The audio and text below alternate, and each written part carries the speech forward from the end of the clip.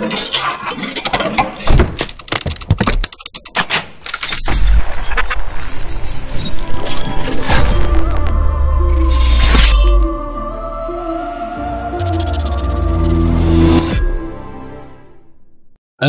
عليكم ورحمة الله وبركاته. بسم الله الرحمن الرحيم. الحمد لله وكفى، والصلاة والسلام على النبي المصطفى وعلى آله وصحبه ومن سار على نهجه واقتفى.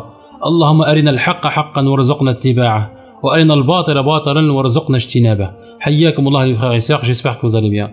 Aujourd'hui, dans cette vidéo, on va répondre à la personne qui s'appelle Majid Okasha. Ce personnage qui est sorti de nulle part en s'inventant une vie. Il prétend être un ex-musulman et avoir quitté l'islam à 18 ans. Avant de répondre à ces allégations bancales, il faut déjà connaître le personnage. C'est une personne typique qui a honte de ses origines, qui ne supporte pas d'être né dans la mauvaise famille. Il aurait aimé venir d'une famille française blanche. Au lieu de s'appeler Abd el-Majid, oui, pour ceux qui le suivent, il s'appelle Abd el-Majid, ça veut dire le serviteur d'Allah. Il aurait préféré s'appeler Jacques ou Paul, un vrai colonisé dans l'âme. Et comme il ne peut pas changer sa peau, ni ses origines, et se faire greffer des cheveux blancs et se blanchir la peau, la seule solution est de se mettre à plein ventre et faire son coming out de l'islam. Il a prétendu avoir écrit un livre sur l'islam pendant 8 ans, rien que ça. Okasha a très bien appliqué un verset du Coran qui répond complètement à son problème. Comment me faire accepter des maîtres blancs? Et là, le miracle, Al-Qur'an lui donne la solution. Ni les juifs ni les chrétiens ne seront jamais satisfaits de toi jusqu'à ce que tu suives leur religion. Bingo, jackpot. C'est une vraie révélation pour lui. Les maîtres ne seront jamais satisfaits de lui jusqu'à ce qu'il suit leur haine de l'islam et le mépris qu'ils ont pour les musulmans. Et de là, il a commencé à se montrer et à montrer son dévouement le plus total à ses maîtres. Son entreprise, c'est juste pour se faire une place et se faire accepter dans une société qui le rejette. Le comble dans tout ça, c'est qu'il a cru avoir réussi son entreprise et que maintenant il est français, accompli, patriote comme il le dit, du même bord que ses maîtres. Cet esclave volontaire ne se rend même pas compte qu'il est juste un outil dans les mains de ces haineux, ni plus ni moins. Les Arabes intégrés sont des esclaves volontaires qui participent à l'entreprise industrielle de désislamisation généralisée. Moins de Coran et repli identitaire sur des traditions injustifiées. Voilà pourquoi je les appelle désormais des collabeurs. Les Arabes, les Français ne les emploient que pour dire du mal de leurs frères. C'est le seul boulot, au fond, qu'on daigne leur trouver. Faire de la propagande contre les musulmans. Chacun à son niveau y va de sa petite désolidarisation. Avant, on exploitait les Arabes en leur mettant un marteau-piqueur entre les mains pour qu'ils défoncent la chaussée. Maintenant, ils doivent eux-mêmes être les marteaux-piqueurs qui défoncent l'islam véritable. C'est toujours de la main-d'œuvre, ni plus ni moins. Quel que soit le statut social auquel on fait semblant de le laisser accéder, l'arabe le plus lettré, le plus professoral, le plus universitaire, se retrouve au service du laïc.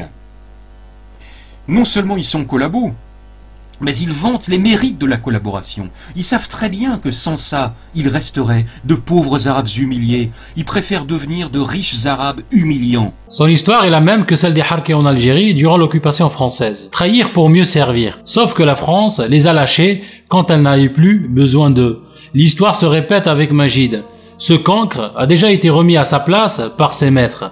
Ces mêmes maîtres ne se gênent pas de lui rappeler ses origines et qu'il ne sera jamais français et qu'il devrait rentrer chez lui. Un exemple ici, quand Majid était invité à Radio Courtoisie, il s'est fait tailler un short par le porte-parole de Génération Identitaire. La vidéo était tellement une gêne pour lui qu'il l'a fait retirer. On va lire le début de l'article. Le porte-parole de Génération Identitaire a dit en direct à Majid que si ça ne tenait qu'à lui, il appliquerait une politique de rémigration de tous les étrangers, fils d'étrangers, émigrés et fils d'émigrés, et que Majid serait renvoyé dans son pays, l'Algérie. Même son mentor Jean Robin, alias Jean le Rabbin, ce sioniste hystérique et islamophobe, a tweeté sur ce que le nationaliste a dit à Majid. Enquête et débat, premier débat de Majid Okasha face à un identitaire qui lui demande de rentrer chez lui. Et en réponse à ce tweet, un autre nationaliste remet une couche en écrivant qu'il rentre chez lui. Subhanallah, comment il s'est fait humilier. Encore un autre tweet où cette fois-ci Majid Okacha essaye de se justifier et vouloir convaincre ses maîtres qu'il est un vrai Français. Mais il se fait encore humilier. Je cite, il écrit « Vous m'apprenez ce que je sais déjà. Ex-musulman, pas français de souche, et donc où voulez-vous en venir ?» En guise de réponse, le nationaliste lui dit « J'ai toujours eu du mal avec ces personnes qui veulent montrer qu'ils n'ont plus rien à voir avec l'islam en s'érigeant comme ex. Nous ne vous avons pas attendu pour prouver les méfaits de l'islam. Vous lâchez la Ummah en espérant retrouver une autre. Pour moi, vous n'avez vocation qu'à retourner d'où vos parents sont issus, sauf si vous craignez d'être pendus. » Subhanallah. Ici, un autre tweet où Majid Okacha, à plein ventre, essaie de convaincre ses maîtres qu'il est un vrai Français. Il écrit « Je suis né et j'ai grandi en France et je me sens français.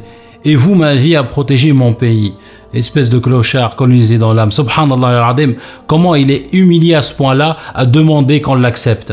C'est exactement la même chose pour ces Maghrébins colonisés dans l'âme, qui en ont marre qu'on les traite de citoyens de seconde zone. Ils veulent exister, ils veulent qu'on les accepte, ils veulent vivre et profiter. Voilà un exemple qu'Okacha lui-même a partagé d'une personne qui se pose des questions et qui veut vivre et profiter de cette vie éphémère. Majid se reconnaît bien sûr dans ce que la personne pose comme question. C'est exactement ce qu'il veut, il souhaite, c'est vivre et profiter, faire ce qu'il veut, forniquer, boire de l'alcool, etc. Je cite la personne ici, il dit « Pourquoi les mécréants ont une plus belle vie que nous, alors qu'ils ne croient pas en Allah? Ils sont plus heureux, ils peuvent faire ce qu'ils veulent. Les pays où nous vivons le mieux, ce sont les pays des athées. Il y a de quoi se poser des questions. Pourquoi Allah ne fait pas de la communauté musulmane la communauté la plus puissante au monde? On est ridiculisé, caricaturé, on se moque de nous, on est traité de terroristes, ce n'est pas juste.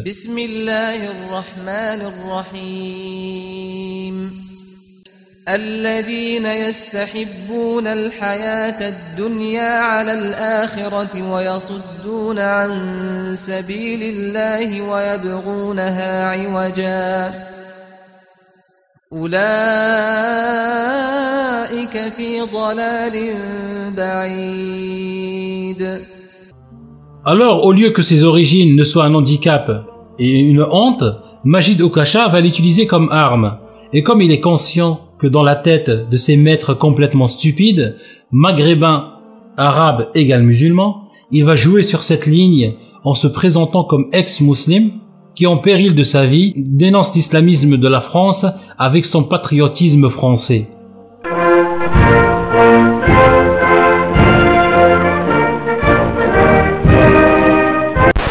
Et bien sûr, vers qui se tourner pour se lancer? Vers Jean le rabbin, le haineux de première classe, le sioniste, islamophobe, qui a quitté la France parce qu'il dit qu'il y a trop de musulmans. Bien sûr, la logique des choses, c'est de faire l'éloge d'Israël, l'État sioniste, l'État terroriste et apartheid. Il multiplie les courbettes pour prouver son dévouement le plus total. Malheureusement pour lui, les fils de l'islam sont là pour barrer sa route et exposer ses mensonges. Je lui ai envoyé plusieurs invitations par l'intermédiaire des frères et sœurs pour débattre avec moi sur le Paltalk. Le résultat des courses, il a refusé, il ne s'est pas contenté de refuser, mais il a systématiquement bloqué les personnes. Il m'a bloqué partout sans même que je lui envoie un seul message. Il a bloqué un compte Twitter qui porte comme pseudo anti-Shubhat en croyant que c'était le mien, alors qu'il ne l'est pas. C'est un frère qui l'a créé pour partager mes vidéos. Le frère Karim aussi lui a proposé un débat et il a encore refusé. Et la blague, c'est qu'il veut débattre par Twitter, avec un maximum de 100 caractères par message. Il croit qu'on va débattre de la meilleure glace ou quoi? Ce qui prouve son ridicule et le peu de sérieux. Surtout, son incapacité à défendre son torchon qui appelle livre devant les musulmans. Il a prétexté être menacé. Bien sûr, c'est devenu une mode de se dire menacé par les méchants islamistes mangeurs d'enfants. C'est forcément vrai, n'est-ce pas? Personnellement, je n'y crois pas une seule seconde. Toute personne derrière un PC peut se faire passer pour qui il veut. Elle est où la preuve de ces menaces? Surtout les preuves que ces menaces viennent de musulmans. Et pourquoi alors, quand il est invité par la fachosphère, il n'est pas question d'avoir peur pour sa vie au cas où il va sortir? Mes frères et sœurs, ce prétexte de menace n'est que du marketing. Se donner plus de crédibilité, se faire passer pour une personne qui se bat au péril de sa vie. Menacer Majid Okacha, pourquoi faire?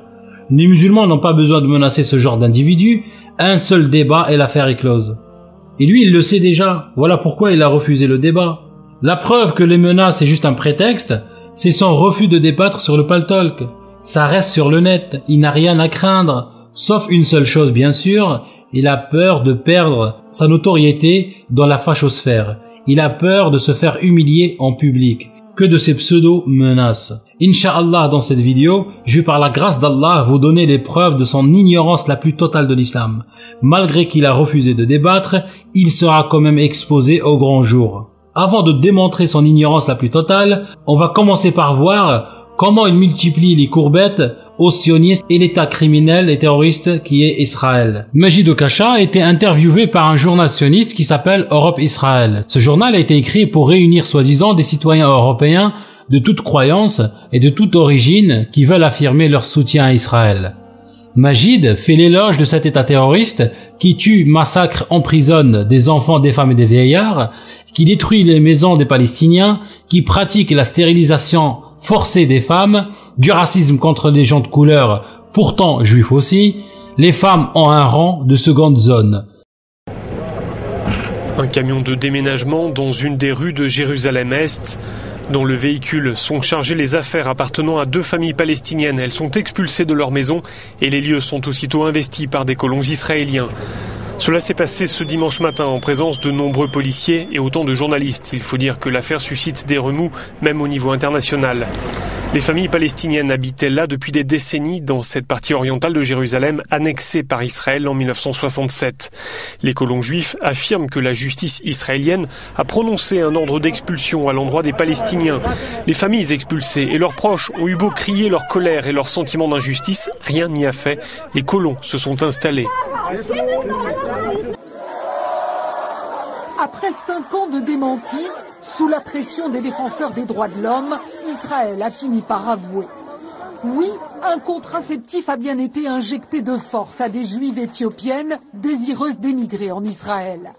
Du dépôt Provera, une piqûre trimestrielle à effet longue durée. Elle était pratiquée avant le départ dans les camps de transit où les migrants apprennent à se servir des objets du confort moderne. Il nous disait, vous n'avez pas besoin d'avoir plein d'enfants. Si vous avez beaucoup d'enfants, vous allez souffrir dans la vie. Vous allez devoir travailler. En Israël, on est obligé de travailler pour gagner sa vie. Ça va être dur financièrement. Alors, il nous faisait une piqûre tous les 3 mois. Est-ce que vous étiez d'accord? Non. On refusait. On disait qu'on ne la voulait pas.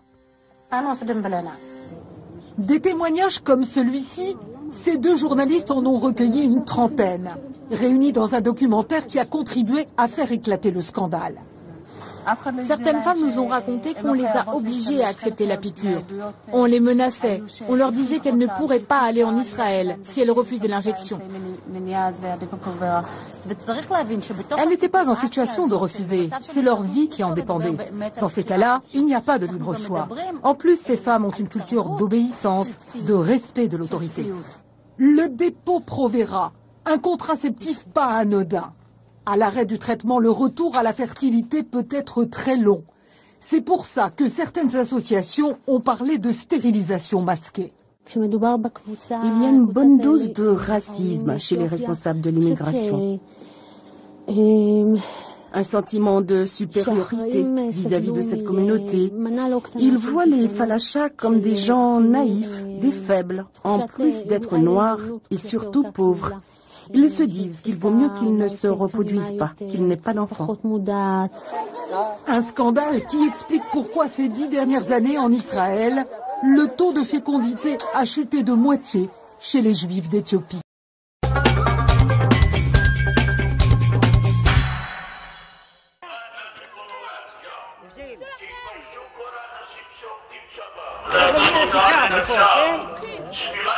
Colère dans les rues de Jérusalem, cette fois-ci pas entre juifs et arabes, mais entre juifs et juifs.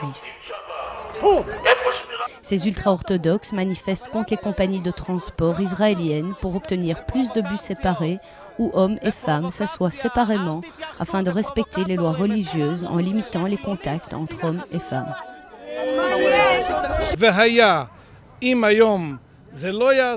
Et si notre message n'est pas entendu aujourd'hui, nous serons prêts à prendre des mesures drastiques pour que nos exigences soient satisfaites. Mais leur demande de bus séparés a provoqué la colère, non seulement parmi les Israéliens laïcs, mais aussi chez les Juifs religieux. Certains d'entre eux ont même organisé leur propre contre-manifestation. J'ai le droit de m'asseoir où je veux et ça m'est égal s'ils se lèvent parce que je suis assise à côté d'eux. Mais de là à me demander de me lever parce qu'un type veut s'asseoir et veut poser son chapeau à côté de lui, c'est ridicule. Il y a 10 ans, il n'y avait aucun bus de ce genre en Israël.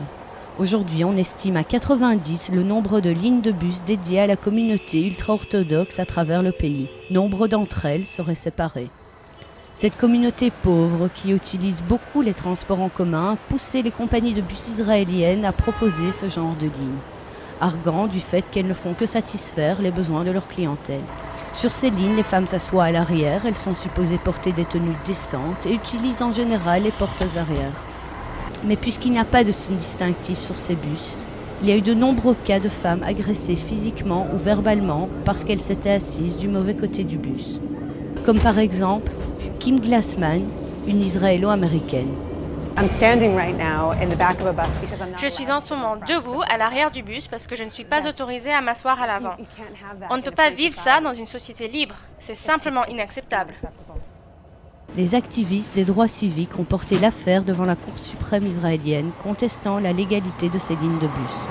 Une décision de la Cour est attendue en juin après la publication d'un rapport gouvernemental sur la question. Nous voulons être sûrs de ne pas être sur un terrain glissant, alors que la ségrégation s'installe à un endroit et personne ne sait où cela va s'arrêter.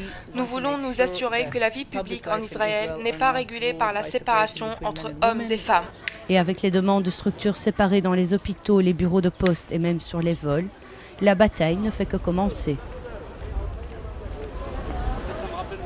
Il dit dans l'article en répondant à la question suivante, je cite, « Dans certaines de vos interventions publiées en vidéo sur votre page YouTube, vous avez évoqué Israël comme un pays du monde occidental à part entière, un des derniers remparts à l'islamisation de ce monde occidental. Que représente pour vous Israël et quelle doit être, selon vous, sa place au Proche-Orient ?» Regardez sa réponse, je cite, « Israël est la seule démocratie du Proche-Orient qui offre à son peuple des modes de vie et des idéaux sociétaux lui faisant appartenir au monde occidental. » Je crois qu'il parle de la Gay Pride. Au même titre que l'Australie, autre pays occidental éloigné géographiquement de l'Europe ou de l'Amérique du Nord. Cet État est capable de respecter les aspirations et libertés individuelles de sa jeunesse au point de lui donner envie d'y vivre, d'y faire des études supérieures, d'y fonder un foyer et de s'émanciper socialement et professionnellement, sans doute comme aucun autre pays du monde arabo-musulman ne le peut vis-à-vis de sa propre jeunesse. Cet État stable a été capable de créer une nation acceptant ses minorités religieuses, chrétiennes et musulmanes, loin d'en faire des citoyens de second ordre. Israël donne le droit à la liberté de croyance, loin de condamner à la prison ou à la mort les apostats, tels les pays où le Coran dicte le droit, et les femmes israéliennes qui y vivent ne semblent pas envier le sort des femmes du monde musulman. Il est complètement dans son rôle, il donne à cet État apartheid des qualités inexistantes. On a d'un côté un État qui dispose d'énormes moyens de force et de coercition. Vous parlez d'Israël. D'Israël donc, qui ne cesse d'utiliser ces moyens de force pour voler la terre des Palestiniens, pour installer des colons qui, en plus, humilient au jour le jour une bonne partie de la population palestinienne. Je rappelle, pour simplement souligner la singularité de cette histoire, qu'Israël se donne le droit de détruire les maisons des familles de gens qu'elle considère comme des terroristes, sachant que quelqu'un qui, à mon avis, résiste à une occupation n'est pas un terroriste, mais un résistant. Et les maisons de ces personnes donc sont détruites, ou des familles de ces personnes sont détruites. Donc il y a une sorte pas une sorte, il y a une véritable punition collective qui est infligée à ces gens-là, et que ce faisant, Israël sème une haine durable, car la réaction d'un jeune homme, d'une jeune femme, voyant sa famille humiliée, le lieu où ils ont grandi détruit par une bande de voyous, de hooligans en uniforme qui s'arrogent ce droit-là, cette réaction-là, c'est une haine inextinguible. Voilà l'état apartheid auquel cet esclave volontaire a prêté allégeance, sans parler des dégradations d'églises et de mosquées. Des insultes et des graffitis antichrétiens ont été inscrits sur le mur d'une église et sur la porte d'un cimetière grec-orthodoxe à Jérusalem. D'après des témoins et la police, Jésus est un singe, les chrétiens sont des singes, ont écrit les auteurs de ces inscriptions. Les enquêteurs soupçonnent des extrémistes religieux juifs.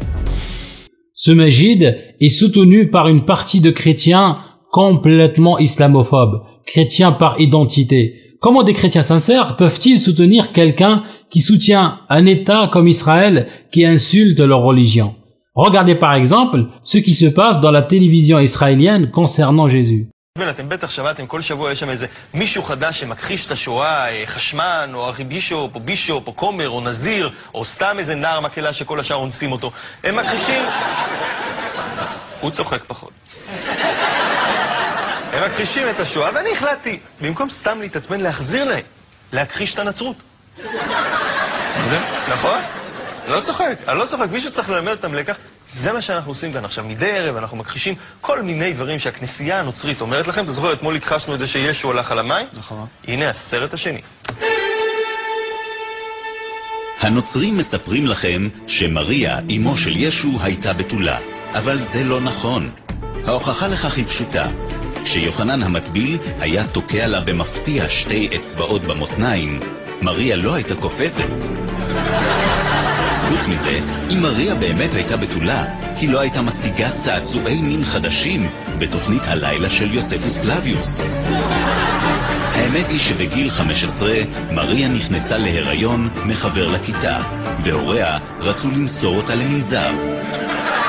אבל היות שישו עוד לא נולד, ולא הייתה נצרות, לא היה גם מנזר. והוריה של מריה השאירו אותה במגרש כדורגל. כך בילתה מריה לילה סוער במלון עם נבחרת כנען. מי שכן היה בתול באותה תקופה הוא דיוויד באוי, ומכאן הבלבול. הכנסייה הנוצרית, אל תאמינו לה. הנוצרים מספרים לכם שישו הלך על המים בכנרת, אבל זה לא נכון. ישו היה שמן מאוד והתבייש לצאת מהבית, לא כל שכן ללכת עם בגד ים לכנרת. הנוצרים מציירים לכם את ישו ככה, אבל האיורים האלה רחוקים מהמציאות. בגלל ההתמכרות שלו ללחם הקודש, מגיל 3, ישו היה בשומרי משקל. ככה הוא היה נראה אילו היה מגיע לגיל 40. ישו חי כל חייו בין דיאטות. עבורו כל סעודה הייתה הסעודה האחרונה. אויבו הגדול היה אתקינס איש קריות. ישו תמיד אמר שמיום ראשון דיאטה. זו גם הסיבה שימי ראשון כל כך קדושים לנוצרים. מי שכן הלך על המים זה דיוויד באוי, ומכאן הבלבול.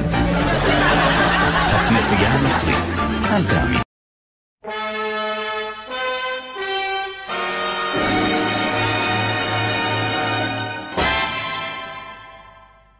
שלום, הגעתי מתוכנית ההיסטוריה של טופי והגורילה. ובה נדבר על מאורעות מרכזיים בקורות העם היהודי, מאז ועד היום. היום נלמד על צליבת ישו. שמעת על ישו? הוא נשמע אדם נכבד. לא. ישו היה אויב העם היהודי. הוא ניסה להפוך את כולנו לנוצרים. אף שישנם נוצרים טובים, ההתבוללות היא סכנה נוראית, המאיימת על שלום העם היהודי. אני רוצה להתבולל. אתה יודע בכלל מה זה להתבולל? זה לקיים יחסי מין עם גויה. זה לא דבר שלא אני ולא אתה רוצים כמובן. אני רוצה שהילדים שלי יאכלו טבלרון ויהיו גויים. משעמם לי כאן טופי. אני רוצה לגור בשוויץ עם גויה ולאכול טבלרון כל היום. טוב שוקי, אם אתה כל כך אוהב את ישו, אז אתה תשחק את ישו.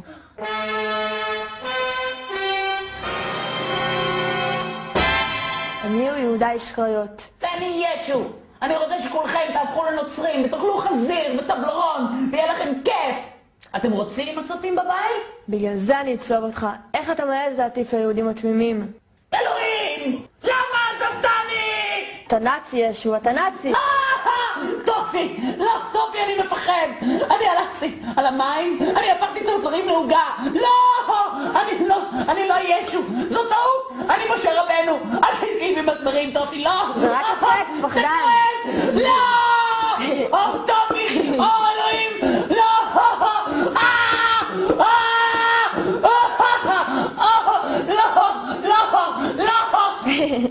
אוי,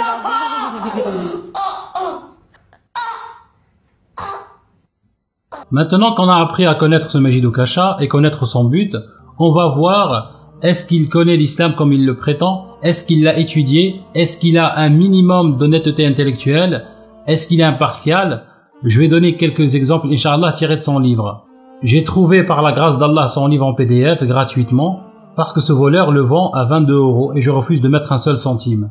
Il prétend dans son livre, à la version PDF, à la page 6, je cite: « J'ai consacré autant de temps à étudier et à approfondir les arguments antagonistes de ma pensée que je n'ai passé à élaborer et défendre mes propres arguments. Cette volonté d'étudier l'islam en travaillant sur la pluralité des points de vue qu'il inspire était une nécessité méthodologique avant même d'être un souci d'honnêteté intellectuelle. » Alors monsieur l'intellect affirme avoir bien étudié l'islam et qu'il connaît bien son sujet. On va vérifier ça de suite, Inch'Allah.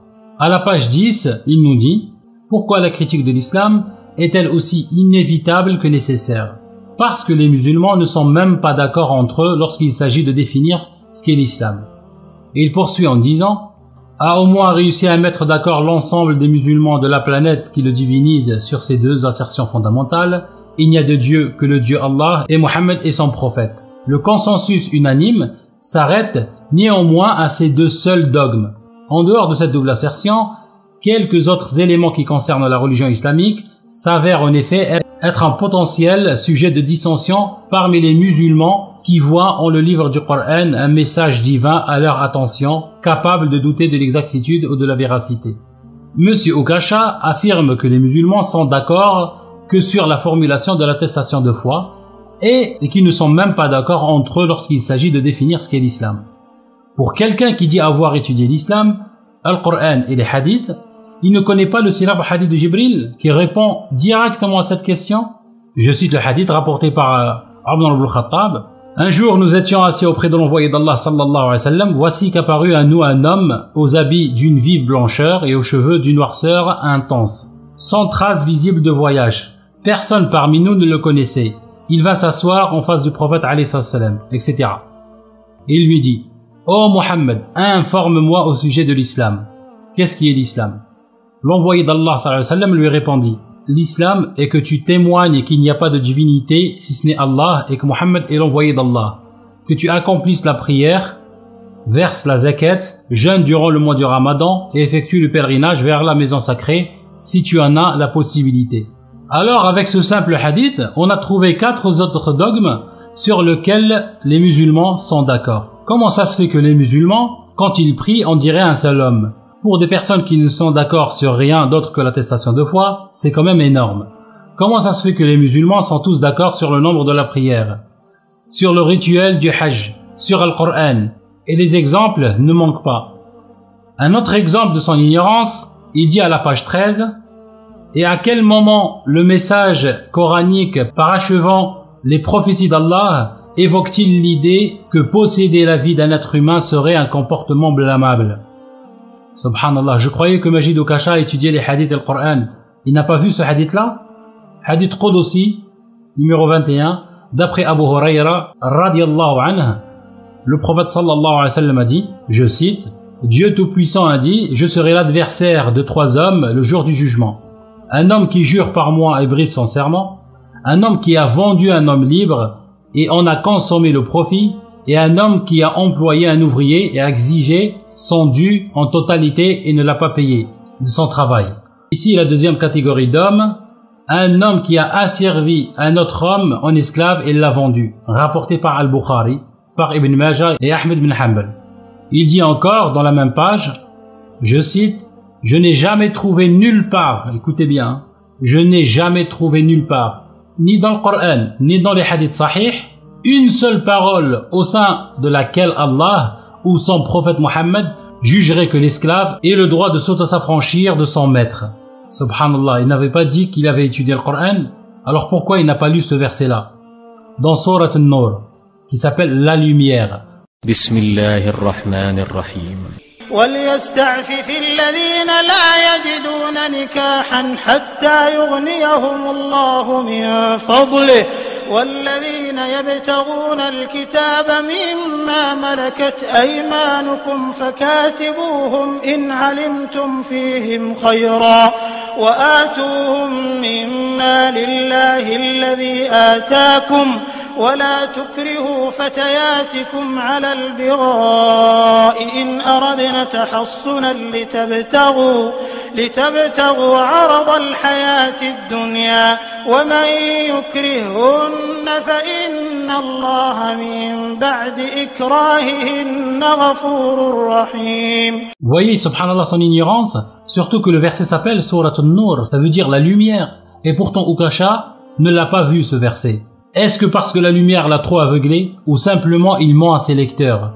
Et il sait pertinemment que certains de ses lecteurs et adorateurs ne prennent même pas la peine de vérifier. Et puisque aussi il a étudié les hadiths, il n'a pas lu le livre ou le chapitre dans Sahih al-Bukhari, tome 3, page 406, qui s'appelle le livre de l'affranchissement. Subhanallah, on va lire quelques hadiths ici. Sur l'affranchissement et son mérite.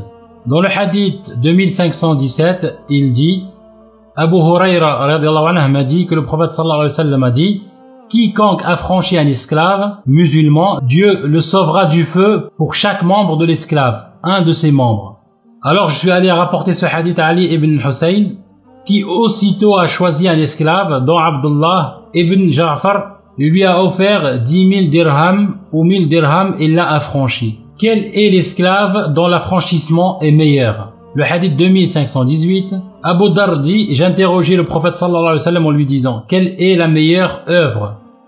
Croire en Dieu et combattre pour sa cause, répondit-il. Quel est l'esclave dont l'affranchissement est meilleur? Celui dont le prix est le plus élevé et qui est cher aux yeux de ses maîtres, etc. jusqu'à la fin du hadith. À la page 410, le hadith 2527, je cite, Abu Huraira radiallahu anhu rapporta que le prophète sallallahu alayhi wa sallam dit, celui qui affranchit une part d'un esclave doit le libérer en entier à partir de son propre bien, s'il en possède. Sinon, on procède à une évaluation du prix pour ensuite laisser l'esclave travailler pour avoir sa liberté, sans toutefois l'accabler d'une tâche pénible. Alors Majid, soit il n'a pas étudié l'islam, le Coran et les hadiths comme il prétend avoir fait, soit tout simplement c'est un menteur et ignorant. Un autre exemple ici, il écrit à la page 16, « J'estime avoir des raisons légitimes de pouvoir faire des reproches à l'islam, voulu par le Dieu Allah et son prophète Mohammed en le Coran et les hadiths. Tellement cette religion semble être un puits sans fond à la loi juridique nuisible pour les libertés individuelles élémentaires auxquelles je tiens le plus personnellement. » Il poursuit en disant, l'idiot utile qui pense réellement et sincèrement que l'islam en lequel il ne croit pas serait compatible avec les bases fondamentales de la Déclaration universelle des droits de l'homme de 1948 ou les idéaux motivant l'esprit des principales lois de la France d'aujourd'hui ne connaît hélas que trop peu de choses sur le Dieu du Coran et la vie du prophète Mohammed. Il poursuit, le véritable islam qui plaît à ce genre d'individus ne repose d'ailleurs en général ni sur des démonstrations, versets coraniques à l'appui, ni sur des statistiques, des chiffres ou des faits historiques, ni même sur des textes de loi du pays, du monde, dirigés par des pouvoirs politico-judiciaires chariacratiques, et encore moins sur des citations du prophète Mohammed issues de la sunna authentique. Alors ici, Ukasha excelle dans le mensonge et l'ignorance. On va faire un comparatif. On va regarder les droits de l'homme dans le Coran pour commencer. بسم الله الرحمن الرحيم لا إكراه في الدين قد تبين الرشد من الغي فمن يكفر بالطاغوت ويؤمن بالله فقد استمسك بالعروة الوثقى لا انفصام لها والله سميع عليم. أعوذ بالله من الشيطان الرجيم. بسم الله الرحمن الرحيم ولو شاء ربك لآمن من في الأرض كلهم جميعا أفأنت تكره الناس حتى يكونوا مؤمنين أعوذ بالله من الشيطان الرجيم بسم الله الرحمن الرحيم نحن أعلم بما يقولون وما أنت عليهم بجبار فذكر بالقرآن من يخاف وعيد. On va regarder les hadiths. Le prophète sallallahu alayhi wa sallam dit: Ô homme, certes votre Seigneur est un et votre aïeux est un. L'arabe n'a pas de mérite sur le non-arabe, ni celui-ci sur l'arabe. Le blanc n'a pas de mérite sur le noir, ni celui-ci sur le blanc, sauf par la piété. Musnad l'imam Ahmed, hadith numéro 23537. On va regarder la Déclaration des droits de l'homme de 1948, premier article. Tous les êtres humains naissent libres et égaux en dignité et en droit.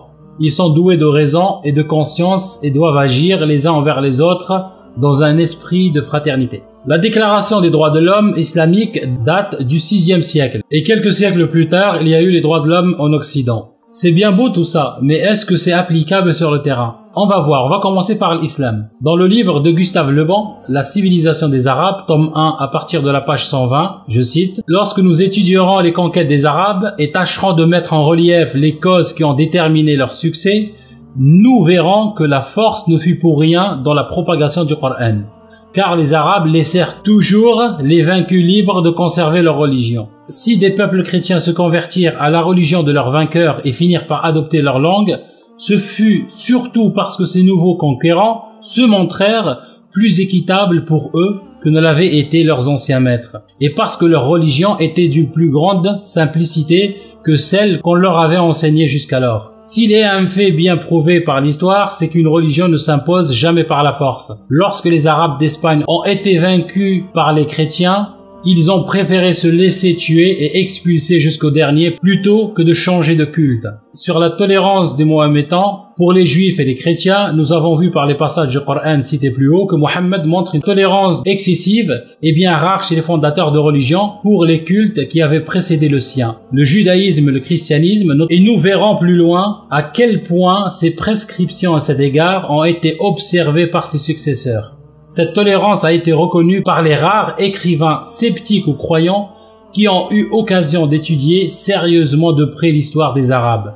Les citations suivantes que j'emprunte à plusieurs d'entre eux montreront que l'opinion que nous professons sur ce point ne nous est nullement personnelle.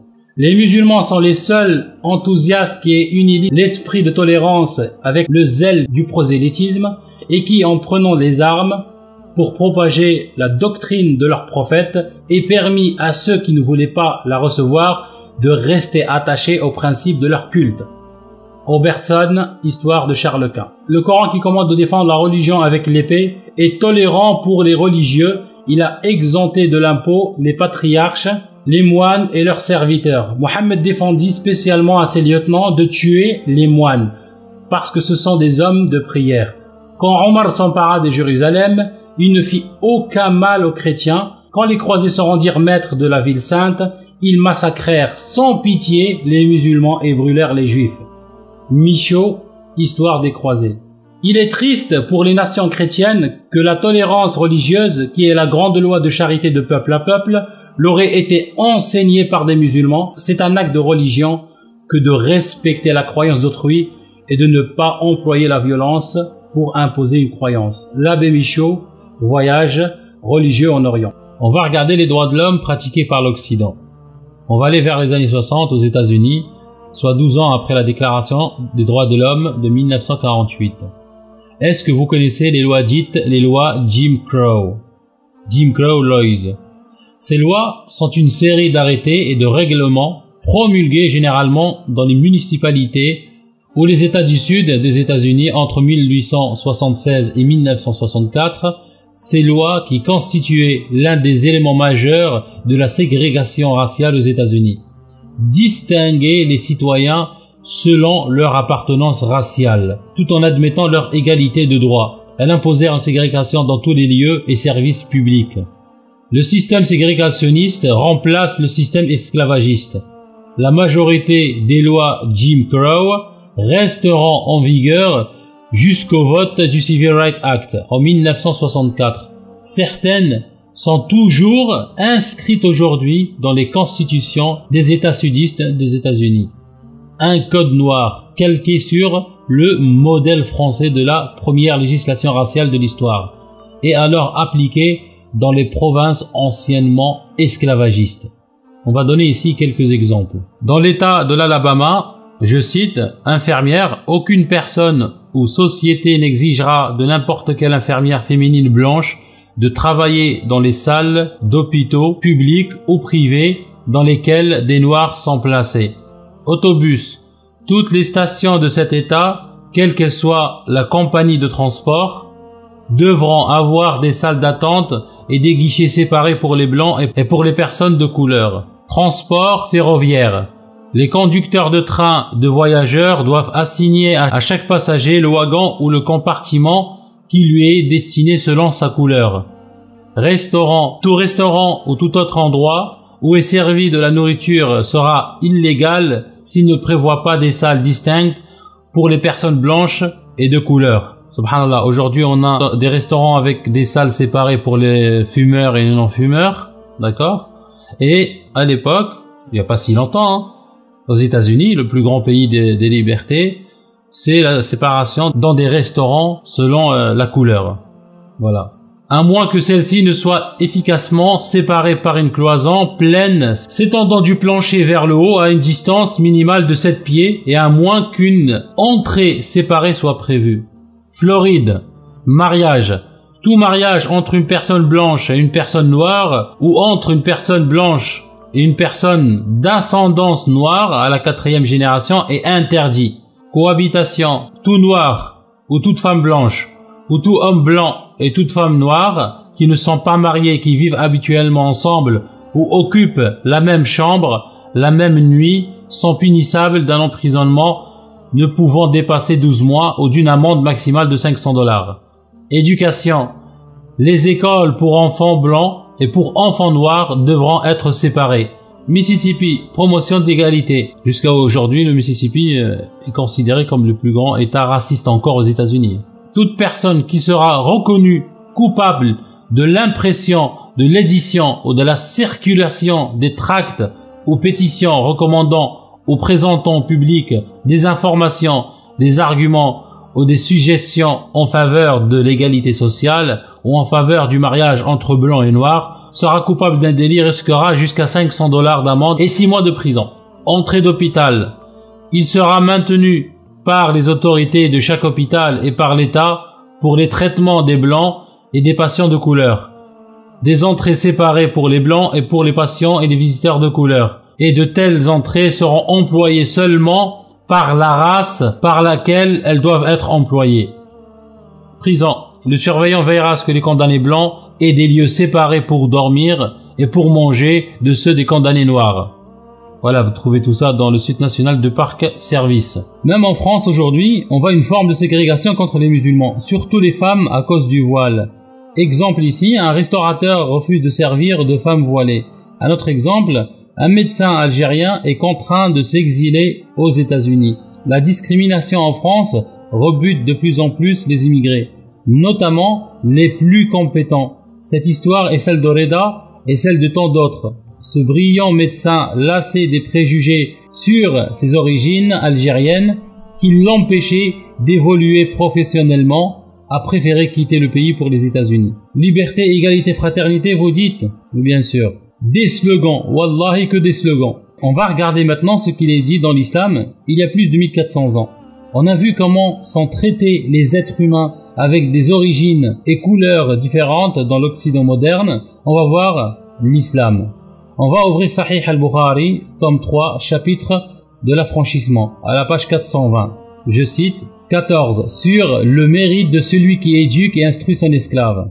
Le hadith 2444. D'après Abu Moussa, le messager d'Allah sallallahu alayhi wa sallam dit: Celui qui, ayant une esclave, la prend en charge, la traite avec bonté, l'affranchit, puis se marie avec elle, aura 2 récompenses. 15. Sur ces paroles du prophète sallallahu alayhi wa sallam, les esclaves sont vos frères, donnez-leur à manger de ce que vous mangez. Le hadith 2545. Ma'rur bin Suwayd dit, je rencontrai Abu Dharr à Rabta. Il portait ainsi que son esclave une hulla. Je l'interrogeai sur la question et lui de me répondre. J'avais insulté un homme en citant sa mère. D'où le prophète sallallahu alayhi wa sallam me dit, ô Abu Dharr, tu l'as insulté en citant sa mère. Tu es un homme en qui il y a encore un caractère qui fait partie de ton de l'ignorance. Ces esclaves sont vos frères que Dieu a mis sous votre autorité. Que celui qui a son frère sous son autorité lui donne à manger de ce qu'il mange lui-même et l'habille comme il s'habille lui-même. Ne leur infligez pas ce qu'ils ne peuvent, aidez-les au cas où vous leur infligez cela. 18. Sur si son serviteur lui apporte sans manger.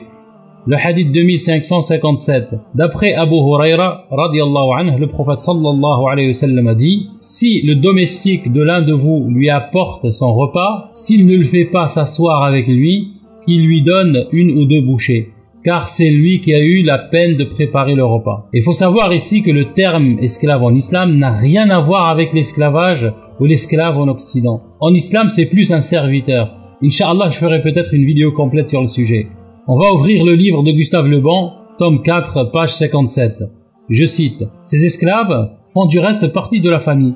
Leurs enfants ont les mêmes droits que ceux des femmes légitimes, et leur existence est tellement douce qu'elles ne songent nullement à s'y soustraire, ce qui leur serait extrêmement facile, puisque dans les contrées qui ont dû subir les exigences européennes telles qu'au Caire, elles n'ont qu'à exprimer devant les autorités le désir d'être rendues à la liberté. » Et dans la page 63, je cite, « La situation des esclaves en Orient est bien préférable en effet à celle des domestiques en Europe. Ils font partie de la famille, arrivent parfois, comme nous l'avons vu précédemment, à épouser une des filles de leur maître et peuvent s'élever au plus haut emploi. Aucune idée humiliante ne s'attache en Orient à l'esclavage. Et on a dit avec raison que l'esclave y est plus près de son maître qu'un domestique chez nous. Dans la sourate 59, verset 13, nous lisons Bismillahirrahmanirrahim. Ya ayyuhan nas inna khalaqnakum min dhakarin wa untha وجعلناكم شعوبا وقبائل لتعارفوا إن أكرمكم عند الله أتقاكم إن الله عليم خبير. Je vais citer ici rapidement des hadiths connus pour ne pas perdre de temps. Le prophète sallallahu alayhi wa sallam a insisté sur l'unité absolue dans la variété de la race humaine. Dans le célèbre serment de son pèlerinage d'adieu, il déclarait « Ô gens, vous êtes tous de Adam, et Adam a été créé de poussière. Aucun arabe ne doit être préféré à un non-arabe, sauf en vertu de sa piété. » Dans une autre tradition, il a dit « Allah ne regarde pas votre image ou votre couleur, mais il regarde votre cœur, intention et vos actions. Les créatures sont des personnes à la charge d'Allah, et les plus proches parmi elles, pour Allah, sont en vérité les plus utiles aux personnes qui sont à sa charge. » Le prophète a insisté sur l'unité de la race humaine. En islam, il dit « Écoutez et obéissez, même si votre gouverneur était un esclave éthiopien dont la tête ressemble à un raisin. » Malheureusement, on constate que pour la plupart du temps en Occident, la déclaration des droits de l'homme n'est que sur papier. Regardez par exemple les discriminations en France. Des lois à gogo contre les musulmans, discrimination à l'embauche, au logement, aux soins, à l'éducation, dénigrement dans les films, soit en France ou ailleurs, en Occident, surtout aux États-Unis, supposé être le pays des droits et des libertés. On va passer maintenant à l'article 5 de la Déclaration des droits de l'homme. Je cite « Nul ne sera soumis à la torture, ni à des peines ou traitements cruels, inhumains ou dégradants. » Subhanallah, l'hôpital qui se fout de la charité. Voilà la preuve que ces déclarations ne sont que sur papier. Tout le monde sait ce qui s'est passé pendant la guerre du Golfe, ce que les Irakiens ont subi, ce que les Palestiniens subissent jusqu'à maintenant, ce que les musulmans en général subissent, comme torture, par exemple en Birmanie, emprisonnement arbitraire, massacre, viol, meurtre, etc. Aucune condamnation. tout le monde fait l'autruche. Les seuls chefs d'État qui sont condamnés sont des chefs au président noir africain, quand les blancs n'ont plus besoin d'eux. Aucune condamnation par exemple de George Bush, le criminel, ou Tony Blair. Alors que dans l'islam, dans Sahih al-Bukhari, du péché de celui qui tue une personne bénéficiant d'un pacte sans que celle-ci n'ait commis de crime, le hadith 3166, d'après Abdullah bin Amr, le prophète sallallahu alayhi wa sallam dit: celui qui tue une personne bénéficiant d'un pacte ne sentira pas l'odeur du paradis, et pourtant son odeur peut être sentie à une distance de 40 années de marche. Et dans le livre de Sunan ibn Daoud, tome 4, hadith numéro 2613 et 2614, je cite, je vais citer en arabe et je fais la traduction en français. عن أبيه أن النبي صلى الله عليه وسلم قال: أغزوا بسم الله وفي سبيل الله وقاتلوا من كفر بالله أغزوا ولا تغدروا ولا تغلوا ولا تمثلوا ولا تقتلوا وليدا. La traduction: le messager d'Allah sallallahu alayhi wa sallam a dit: allez combattre dans le sentier d'Allah et tuez ceux qui ne croient pas en Allah. Combattez dans le sentier d'Allah et ne commettez pas d'excès, ne dépassez pas les bornes, ne trahissez pas, ne défigurez pas les morts, ne tuez pas les nouveau-nés. L'autre hadith, je cite, je fais en arabe, je fais la traduction. حدثني أنس بن مالك أن رسول الله صلى الله عليه وسلم قال: انطلقوا بسم الله وبالله وعلى ملة رسول الله ولا تقتلوا شيخا فانيا ولا طفلا ولا صغيرا ولا امرأة ولا تغلوا, etc. jusqu'à la fin du hadith. La traduction, le prophète sallallahu alayhi wa sallam a dit: allez combattre dans le sentier d'Allah et pour son prophète, et ne tuez pas les vieillards, ni les enfants, ni les femmes, et ne commettez pas d'excès, etc. On va passer maintenant à l'article 17. Je cite: toute personne, aussi bien seule qu'en collectivité, a droit à la propriété. Nul ne peut être arbitrairement privé de sa propriété. Je rappelle que Ukasha a dit, et je cite: l'idiot utile qui pense réellement et sincèrement que l'islam en lequel il ne croit pas serait compatible avec les bases fondamentales de la Déclaration universelle des droits de l'homme de 1948, etc. jusqu'à la fin. Pourtant lui, qu'est-ce qu'il fait? Il soutient l'État d'Israël qui viole les droits de l'homme et les droits internationaux. Regarde par exemple ce que je viens de citer, l'article 17. Et il n'avait pas dit, je cite: les libertés individuelles élémentaires auxquelles je tiens le plus personnellement. Espèce d'hypocrite. Tu y tiens plus personnellement, mais tu soutiens Israël alors que cet État apartheid viole des droits de l'homme, alors qu'il viole les droits des Palestiniens, alors qu'il ne respecte aucun droit international et fait de la discrimination raciale de toutes les minorités. C'est quoi cette hypocrisie? Je croyais que c'était rationnel. Ils sont venus dans notre maison à 4 heures du matin et ils nous ont dit qu'ils allaient la détruire. Il y avait 2 bulldozers avec eux. Ils nous ont menacés avec des pistolets et ils ont dit: nous allons vous tuer si vous faites quelque chose. Nous n'avons même pas résisté, nous n'étions que 4 ou 5. Ils ne se soucient pas de ce que vous faites. Si vous résistez et que vous restez à l'intérieur, ils peuvent démolir le bâtiment, même si vous êtes dedans. Je suis rentrée à la maison, j'ai entendu des cris. Puis je les ai vus battre mon fils. J'ai essayé de les arrêter, mais ils m'ont pulvérisé avec du gaz poivre. Ils l'ont jeté sur les marches et des hommes l'ont attaqué. Ils ne pouvaient rien faire. Ils m'ont aspergé de gaz poivre. Je ne pouvais rien voir pendant qu'ils me frappaient. Comme vous avez vu, voilà des violations flagrantes des droits de l'homme commis par l'État terroriste que M. Ukasha soutient. C'est la preuve que ces droits de l'homme ne sont là que pour faire beau. Un dernier exemple plus rapidement, Inch'Allah. Déclaration des droits de l'homme et du citoyen de 1789 sur le droit de se défendre. L'article 2, je ne vais pas lire parce que ça prendra beaucoup de temps, mais cet article qui normalement garantit le droit à la résistance à l'oppression, et aussi on a la même chose dans le code pénal français concernant la légitime défense, l'article numéro 122-5 CP. Voilà normalement qui garantit la résistance à l'oppression et à l'occupation. Et dans le Coran, il y a plus de 1400 ans, qu'est-ce qu'il nous dit? Bismillahirrahmanirrahim.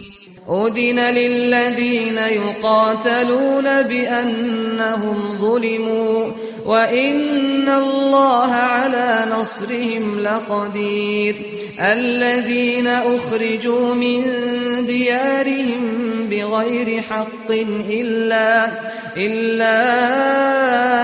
أن يقولوا ربنا الله بسم الله الرحمن الرحيم لا ينهاكم الله عن الذين لم يقاتلوكم في الدين ولم يخرجوكم من دياركم ولم يخرجوكم من دياركم أن تبروهم وتقسطوا إليهم إن الله يحب المقسطين إنما ينهاكم الله عن الذين قاتلوكم في الدين وأخرجوكم من دياركم وظاهروا على إخراجكم أن تولوهم.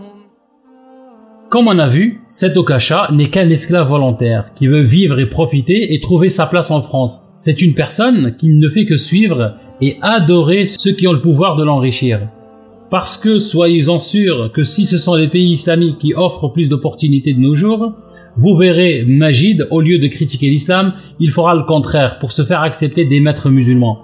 Il est comme le bouffon qui amuse celui qui paye le plus. Je suis désolé pour la longueur de la vidéo, j'ai essayé de faire court, mais il y a tellement de choses à dire concernant les âneries de Majid. Mais Inch'Allah, il y aura d'autres vidéos sur ce cancre. Et je renouvelle ma proposition de débat sur le Paltalk. Je vais même essayer d'en parler avec le frère Karim s'il veut en débattre sur le Paltalk, comme ça il n'aura aucune excuse.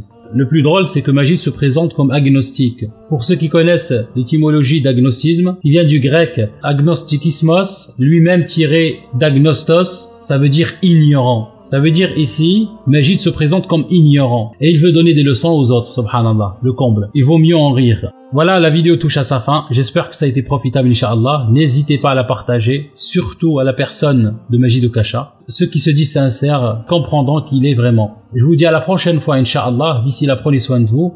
Alhamdulillah, alladhi bi ni'matihi tatimmu s-salihat. Wassalatu wassalamu ala rasulillah wa ala alihi wa sahbihi wa wala. Assalamu alaykum wa rahmatullahi wa barakatuhu.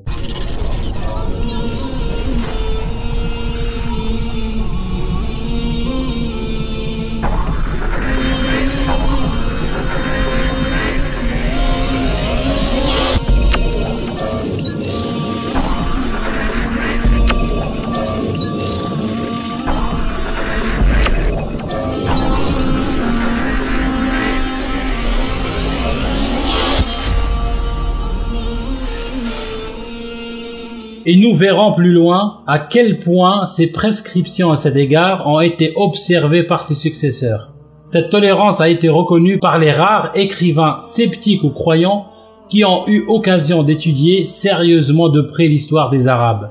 Les citations suivantes que j'emprunte à plusieurs d'entre eux montreront que l'opinion que nous professons sur ce point ne nous est nullement personnelle.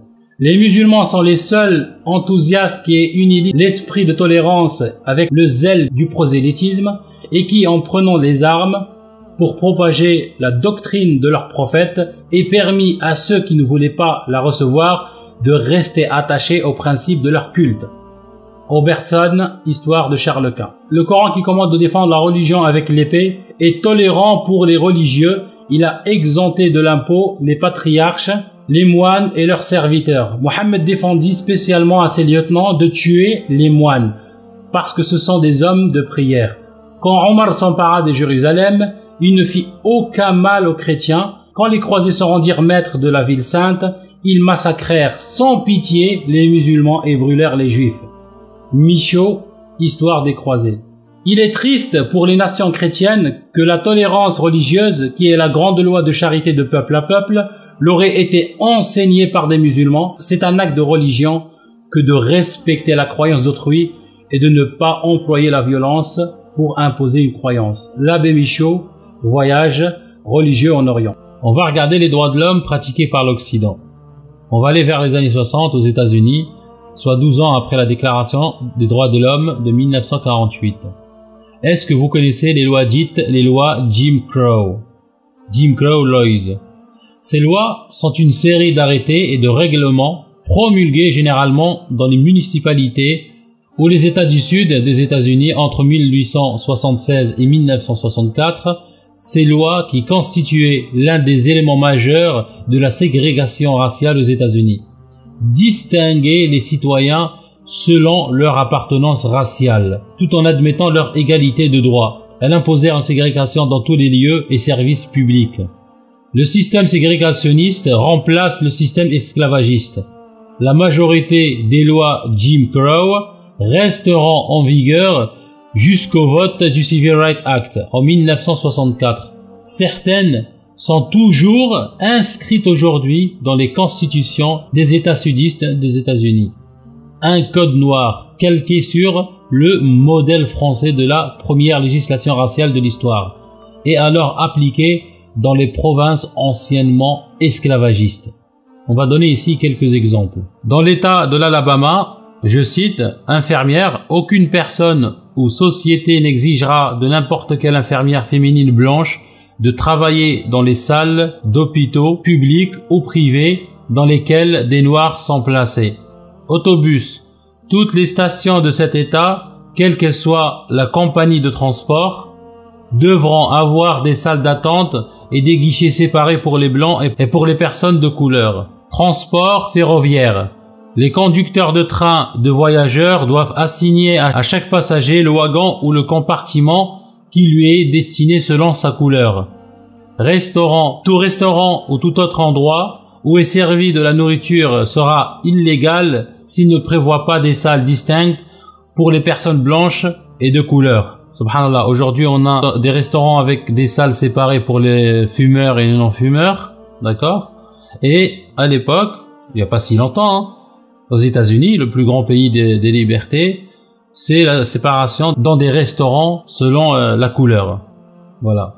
À moins que celle-ci ne soit efficacement séparée par une cloison pleine s'étendant du plancher vers le haut à une distance minimale de 7 pieds et à moins qu'une entrée séparée soit prévue. Floride. Mariage. Tout mariage entre une personne blanche et une personne noire ou entre une personne blanche et une personne d'ascendance noire à la 4e génération est interdit. Cohabitation. Tout noir ou toute femme blanche ou tout homme blanc et toute femme noire qui ne sont pas mariés, qui vivent habituellement ensemble ou occupent la même chambre, la même nuit, sont punissables d'un emprisonnement ne pouvant dépasser 12 mois ou d'une amende maximale de $500. Éducation. Les écoles pour enfants blancs et pour enfants noirs devront être séparées. Mississippi, promotion d'égalité. Jusqu'à aujourd'hui, le Mississippi est considéré comme le plus grand État raciste encore aux États-Unis. Toute personne qui sera reconnue coupable de l'impression, de l'édition ou de la circulation des tracts ou pétitions recommandant ou présentant au public des informations, des arguments ou des suggestions en faveur de l'égalité sociale ou en faveur du mariage entre blancs et noirs sera coupable d'un délit et risquera jusqu'à $500 d'amende et 6 mois de prison. Entrée d'hôpital. Il sera maintenu par les autorités de chaque hôpital et par l'État pour les traitements des blancs et des patients de couleur. Des entrées séparées pour les blancs et pour les patients et les visiteurs de couleur. Et de telles entrées seront employées seulement par la race par laquelle elles doivent être employées. Prison. Le surveillant veillera à ce que les condamnés blancs aient des lieux séparés pour dormir et pour manger de ceux des condamnés noirs. Voilà, vous trouvez tout ça dans le site national de Parc Service. Même en France aujourd'hui, on voit une forme de ségrégation contre les musulmans, surtout les femmes à cause du voile. Exemple ici, un restaurateur refuse de servir de femmes voilées. Un autre exemple, un médecin algérien est contraint de s'exiler aux États-Unis. La discrimination en France rebute de plus en plus les immigrés, notamment les plus compétents. Cette histoire est celle de Reda et celle de tant d'autres. Ce brillant médecin lassé des préjugés sur ses origines algériennes qui l'empêchaient d'évoluer professionnellement a préféré quitter le pays pour les États-Unis. Liberté, égalité, fraternité, vous dites? Bien sûr. Des slogans, wallahi que des slogans. On va regarder maintenant ce qu'il est dit dans l'islam il y a plus de 1400 ans. On a vu comment sont traités les êtres humains avec des origines et couleurs différentes dans l'Occident moderne. On va voir l'islam. On va ouvrir Sahih al-Bukhari, tome 3, chapitre de l'affranchissement, à la page 420. Je cite 14. Sur le mérite de celui qui éduque et instruit son esclave. Le hadith 2444. D'après Abu Moussa, le messager d'Allah sallallahu alayhi wa sallam dit: celui qui, ayant une esclave, la prend en charge, la traite avec bonté, l'affranchit, puis se marie avec elle, aura 2 récompenses. 15. Sur ces paroles du prophète sallallahu alayhi wa sallam, les esclaves sont vos frères, donnez-leur à manger de ce que vous mangez. Le hadith 2545. Ma'rur bin Suwayd dit: je rencontrais Abu Dar à Rabta. Il portait ainsi que son esclave une hulla. Je l'interrogeai sur la question et lui de me répondre. J'avais insulté un homme en citant sa mère. D'où le prophète sallallahu alayhi wa sallam me dit: ô Abu Dharr, tu l'as insulté en citant sa mère. Tu es un homme en qui il y a encore un caractère qui fait partie de tant de l'ignorance. Ces esclaves sont vos frères que Dieu a mis sous votre autorité. Que celui qui a son frère sous son autorité lui donne à manger de ce qu'il mange lui-même et l'habille comme il s'habille lui-même. Ne leur infligez pas ce qu'ils ne peuvent, aidez-les au cas où vous leur infligez cela. 18. Sur si son serviteur lui apporte sans manger.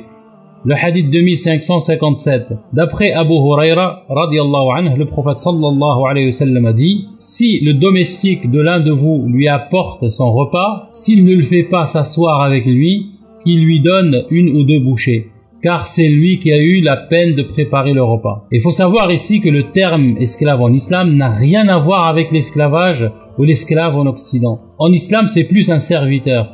Inch'Allah, je ferai peut-être une vidéo complète sur le sujet. On va ouvrir le livre de Gustave Le Bon, tome 4, page 57. Je cite: ces esclaves font du reste partie de la famille.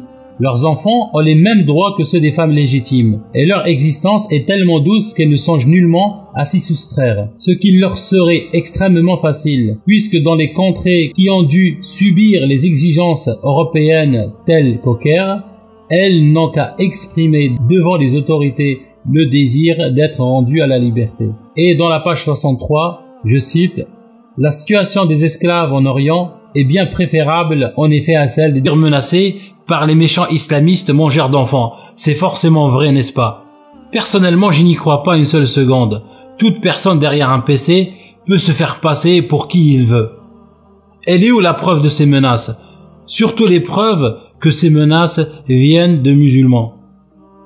Et pourquoi alors, quand il est invité par la fachosphère, il n'est pas question d'avoir peur pour sa vie au cas où il va sortir?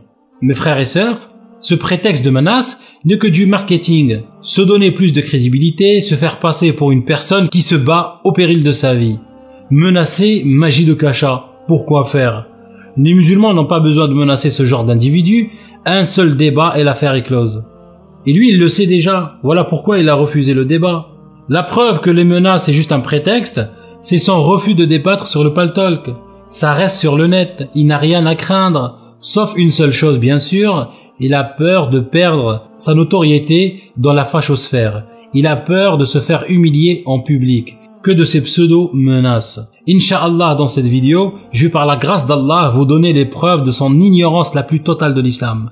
Malgré qu'il a refusé de débattre, il sera quand même exposé au grand jour. Avant de démontrer son ignorance la plus totale, on va commencer par voir comment il multiplie les courbettes aux sionistes et l'état criminel et terroriste qui est Israël. Majid Okacha a été interviewé par un journal sioniste qui s'appelle Europe Israël. Ce journal a été écrit pour réunir soi-disant des citoyens européens de toute croyance et de toute origine qui veulent affirmer leur soutien à Israël.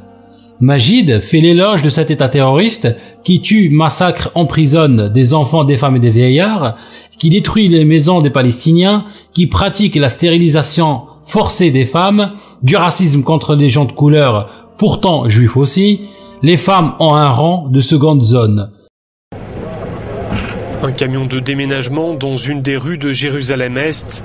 Dans le véhicule sont chargées les affaires appartenant à 2 familles palestiniennes. Elles sont expulsées de leur maison et les lieux sont aussitôt investis par des colons israéliens. Cela s'est passé ce dimanche matin en présence de nombreux policiers et autant de journalistes. Il faut dire que l'affaire suscite des remous, même au niveau international. Les familles palestiniennes habitaient là depuis des décennies dans cette partie orientale de Jérusalem annexée par Israël en 1967. Les colons juifs affirment que la justice israélienne a prononcé un ordre d'expulsion à l'endroit des Palestiniens. Les familles expulsées et leurs proches ont eu beau crier leur colère et leur sentiment d'injustice, rien n'y a fait. Les colons se sont installés. Après 5 ans de démenti, sous la pression des défenseurs des droits de l'homme, Israël a fini par avouer. Oui, un contraceptif a bien été injecté de force à des juives éthiopiennes désireuses d'émigrer en Israël. Du dépôt Provera, une piqûre trimestrielle à effet longue durée. Elle était pratiquée avant le départ dans les camps de transit où les migrants apprennent à se servir des objets du confort moderne. Il nous disait, vous n'avez pas besoin d'avoir plein d'enfants. Si vous avez beaucoup d'enfants, vous allez souffrir dans la vie. Vous allez devoir travailler. En Israël, on est obligé de travailler pour gagner sa vie. Ça va être dur financièrement. Alors, il nous faisait une piqûre tous les 3 mois. Est-ce que vous étiez d'accord? Non. On refusait. On disait qu'on ne la voulait pas. Des témoignages comme celui-ci, ces 2 journalistes en ont recueilli une 30aine, réunis dans un documentaire qui a contribué à faire éclater le scandale. Certaines femmes nous ont raconté qu'on les a obligées à accepter la piqûre. On les menaçait. On leur disait qu'elles ne pourraient pas aller en Israël si elles refusaient l'injection. Elles n'étaient pas en situation de refuser. C'est leur vie qui en dépendait. Dans ces cas-là, il n'y a pas de libre choix. En plus, ces femmes ont une culture d'obéissance, de respect de l'autorité.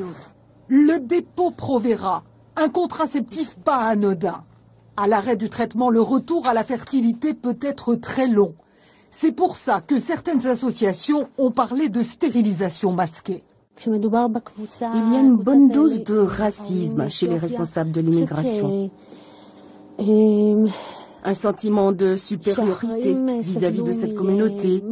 Ils voient les falachas comme des gens naïfs, des faibles, en plus d'être noirs et surtout pauvres. Ils se disent qu'il vaut mieux qu'ils ne se reproduisent pas, qu'ils n'aient pas d'enfants. Un scandale qui explique pourquoi ces 10 dernières années en Israël, le taux de fécondité a chuté de moitié chez les Juifs d'Éthiopie.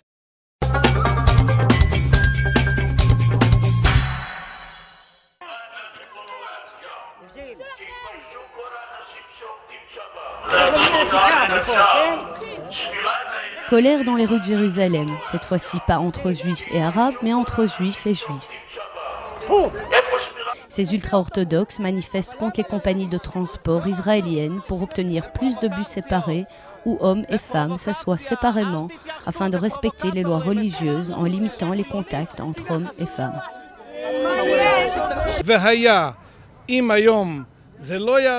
Et si notre message n'est pas entendu aujourd'hui, nous serons prêts à prendre des mesures drastiques pour que nos exigences soient satisfaites. Mais leur demande de bus séparés a provoqué la colère, non seulement parmi les Israéliens laïcs, mais aussi chez les Juifs religieux. Certains d'entre eux ont même organisé leur propre contre-manifestation. J'ai le droit de m'asseoir où je veux et ça m'est égal s'ils se lèvent parce que je suis assise à côté d'eux. Mais de là à me demander de me lever parce qu'un type veut s'asseoir et veut poser son chapeau à côté de lui, c'est ridicule. Il y a 10 ans, il n'y avait aucun bus de ce genre en Israël. Aujourd'hui, on estime à 90 le nombre de lignes de bus dédiées à la communauté ultra-orthodoxe à travers le pays. Nombre d'entre elles seraient séparées. Cette communauté pauvre, qui utilise beaucoup les transports en commun, a poussé les compagnies de bus israéliennes à proposer ce genre de lignes, arguant du fait qu'elles ne font que satisfaire les besoins de leur clientèle. Sur ces lignes, les femmes s'assoient à l'arrière, elles sont supposées porter des tenues décentes et utilisent en général les portes arrière. Mais puisqu'il n'y a pas de signe distinctif sur ces bus, il y a eu de nombreux cas de femmes agressées physiquement ou verbalement parce qu'elles s'étaient assises du mauvais côté du bus. Comme par exemple Kim Glassman, une Israélo-américaine. Je suis en ce moment debout à l'arrière du bus parce que je ne suis pas autorisée à m'asseoir à l'avant. On ne peut pas vivre ça dans une société libre. C'est simplement inacceptable. Les activistes des droits civiques ont porté l'affaire devant la Cour suprême israélienne, contestant la légalité de ces lignes de bus. Une décision de la Cour est attendue en juin après la publication d'un rapport gouvernemental sur la question. Nous voulons être sûrs de ne pas être sur un terrain glissant, alors que la ségrégation s'installe à un endroit et personne ne sait où cela va s'arrêter. Nous voulons nous assurer que la vie publique en Israël n'est pas régulée par la séparation entre hommes et femmes. Et avec les demandes de structures séparées dans les hôpitaux, les bureaux de poste et même sur les vols, la bataille ne fait que commencer. Il dit dans l'article en répondant à la question suivante, je cite, « Dans certaines de vos interventions publiées en vidéo sur votre page YouTube, vous avez évoqué Israël comme un pays du monde occidental à part entière, un des derniers remparts à l'islamisation de ce monde occidental. Que représente pour vous Israël et quelle doit être, selon vous, sa place au Proche-Orient ?» Regardez sa réponse, je cite « Israël est la seule démocratie du Proche-Orient qui offre à son peuple des modes de vie et des idéaux sociétaux lui faisant appartenir au monde occidental. » Je crois qu'il parle de la Gay Pride. Au même titre que l'Australie, autre pays occidental éloigné géographiquement de l'Europe ou de l'Amérique du Nord. Cet État est capable de respecter les aspirations et libertés individuelles de sa jeunesse au point de lui donner envie d'y vivre, d'y faire des études supérieures, d'y fonder un foyer et de s'émanciper socialement et professionnellement, sans doute comme aucun autre pays du monde arabo-musulman ne le peut vis-à-vis de sa propre jeunesse. Cet État stable a été capable de créer une nation acceptant ses minorités religieuses, chrétiennes et musulmanes, loin d'en faire des citoyens de second ordre. Israël donne le droit à la liberté de croyance, loin de condamner à la prison ou à la mort les apostats, tels les pays où le Coran dicte le droit, et les femmes israéliennes qui y vivent ne semblent pas envier le sort des femmes du monde musulman. Il est complètement dans son rôle, il donne à cet État apartheid des qualités inexistantes. On a d'un côté un État qui dispose d'énormes moyens de force et de coercition. Vous parlez d'Israël. D'Israël donc, qui ne cesse d'utiliser ces moyens de force pour voler la terre des Palestiniens, pour installer des colons qui, en plus, humilient au jour le jour une bonne partie de la population palestinienne.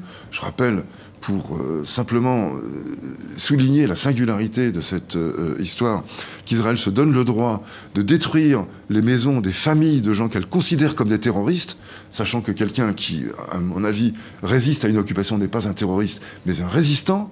Et les maisons de ces personnes donc sont détruites, ou des familles de ces personnes sont détruites. Donc il y a une sorte pas une sorte, il y a une véritable punition collective qui est infligée à ces gens-là, et que ce faisant, Israël sème une haine durable, car la réaction d'un jeune homme, d'une jeune femme, voyant sa famille humiliée, le lieu où ils ont grandi détruit par une bande de voyous, de hooligans en uniforme qui s'arrogent ce droit-là, cette réaction-là, c'est une haine inextinguible. Voilà l'état apartheid auquel cet esclave volontaire a prêté allégeance, sans parler des dégradations d'églises et de mosquées. Des insultes et des graffitis antichrétiens ont été inscrits sur le mur d'une église et sur la porte d'un cimetière grec-orthodoxe à Jérusalem. D'après des témoins et la police, Jésus est un singe, les chrétiens sont des singes, ont écrit les auteurs de ces inscriptions. Les enquêteurs soupçonnent des extrémistes religieux juifs.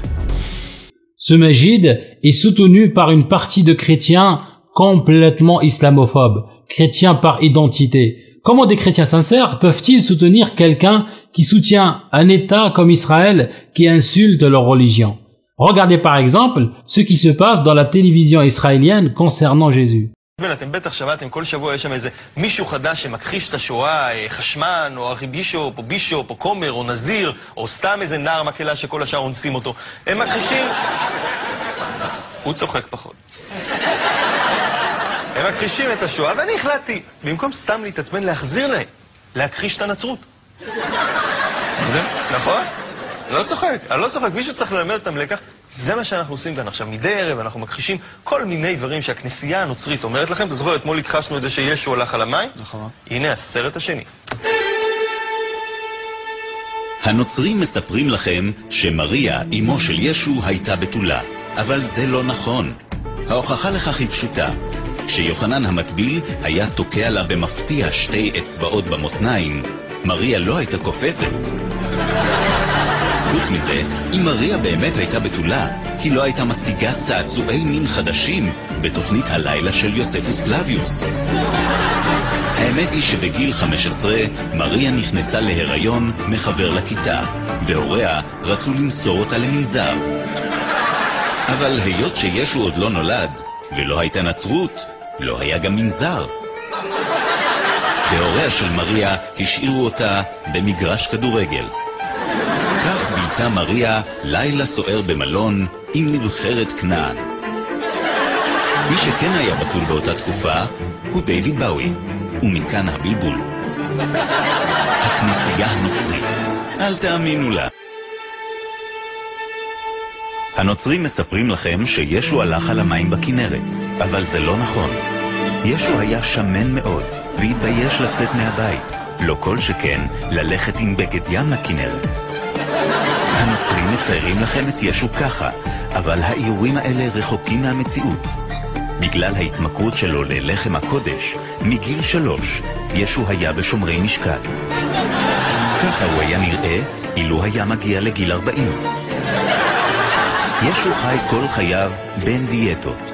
עבורו כל סעודה הייתה הסעודה האחרונה. אויבו הגדול היה אתקינס איש קריות. ישו תמיד אמר שמיום ראשון דיאטה. זו גם הסיבה שימי ראשון כל כך קדושים לנוצרים. מי שכן הלך על המים זה דיוויד באוי, ומכאן הבלבול. הכנסייה הנוצרית, אל תאמין.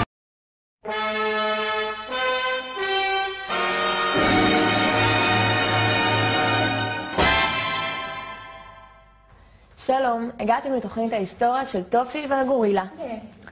ובה נדבר על מאורעות מרכזיים בקורות העם היהודי, מאז ועד היום. היום נלמד על צליבת ישו. שמעת על ישו? הוא נשמע אדם נכבד. לא. ישו היה אויב העם היהודי. הוא ניסה להפוך את כולנו לנוצרים. אף שישנם נוצרים טובים, ההתבוללות היא סכנה נוראית, המאיימת על שלום העם היהודי. אני רוצה להתבולל. אתה יודע בכלל מה זה להתבולל? זה לקיים יחסי מין עם גויה. זה לא דבר שלא אני ולא אתה רוצים כמובן. אני רוצה שהילדים שלי יאכלו טבלרון ויהיו גויים. משעמם לי כאן, טופי. אני רוצה לגור בשוויץ עם גויה ולאכול טבלרון כל היום. טוב, שוקי, אם אתה כל כך אוהב את ישו, אז אתה תשחק את ישו.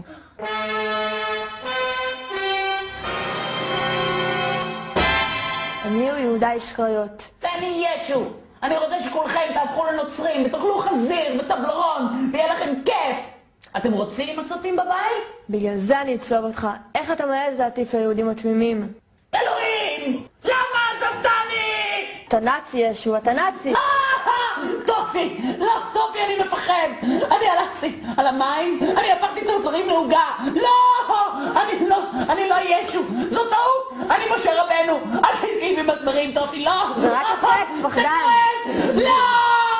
או, טופי, או, אלוהים, לא!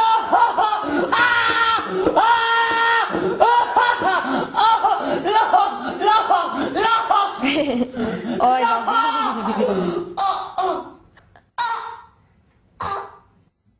Maintenant qu'on a appris à connaître ce Majid Oukasha et connaître son but, on va voir est-ce qu'il connaît l'islam comme il le prétend, est-ce qu'il l'a étudié, est-ce qu'il a un minimum d'honnêteté intellectuelle, est-ce qu'il est impartial. Je vais donner quelques exemples, Inch'Allah, tirés de son livre. J'ai trouvé par la grâce d'Allah son livre en PDF gratuitement parce que ce voleur le vend à 22 € et je refuse de mettre un seul centime.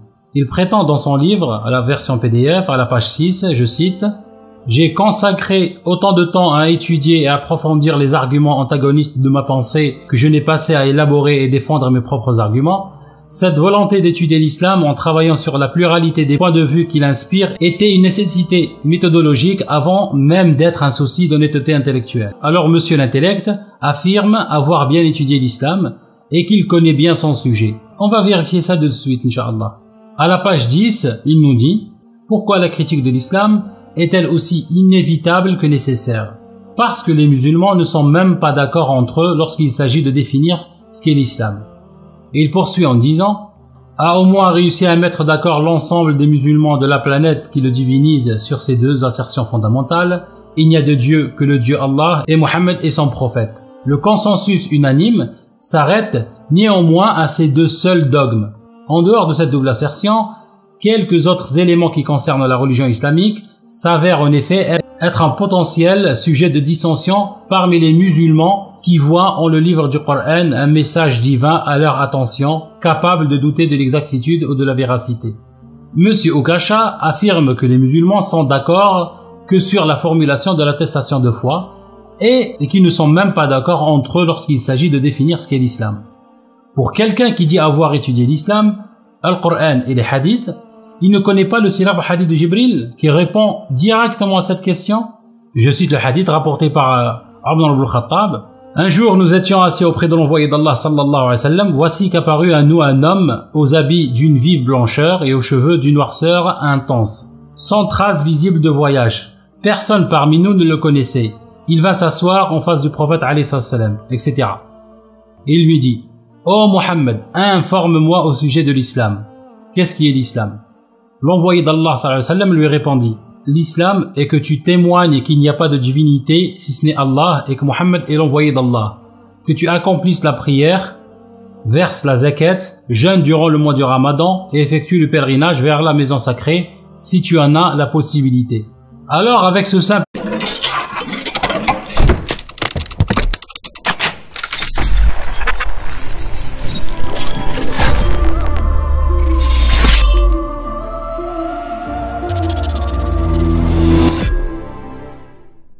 السلام عليكم ورحمة الله وبركاته. بسم الله الرحمن الرحيم. الحمد لله وكفى والصلاة والسلام على النبي المصطفى وعلى آله وصحبه ومن سار على نهجه واقتفى.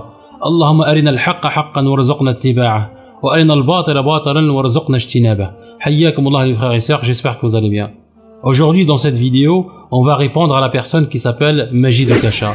Ce personnage qui est sorti de nulle part en s'inventant une vie. Il prétend être un ex-musulman et avoir quitté l'islam à 18 ans. Avant de répondre à ces allégations bancales, il faut déjà connaître le personnage. C'est une personne typique qui a honte de ses origines, qui ne supporte pas d'être né dans la mauvaise famille. Il aurait aimé venir d'une famille française blanche.